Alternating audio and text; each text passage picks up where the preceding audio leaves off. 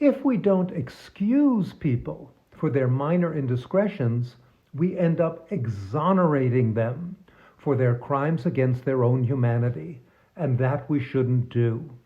The Republicans exonerate one another's bad behavior. They don't believe that no one is above the law.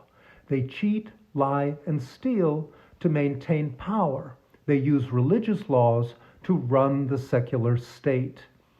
Their crimes against themselves don't concern them, but they are of concern to our teacher.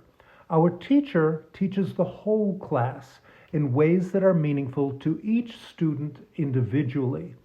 You'd think that everyone had already learned that from the Germans of the last century.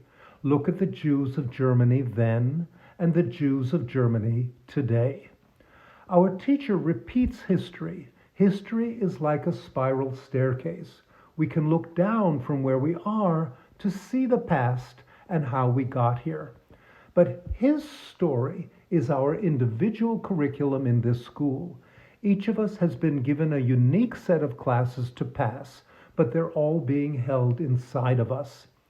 Excuse people for being ignorant, crude, and confused, even though you find such behavior unattractive. I try to do so because I'm ignorant, crude, and confused at times too. Forgive people for hurting you, even if you don't associate with them any longer, if they don't apologize and make amends. We all have to face the music, inside and out.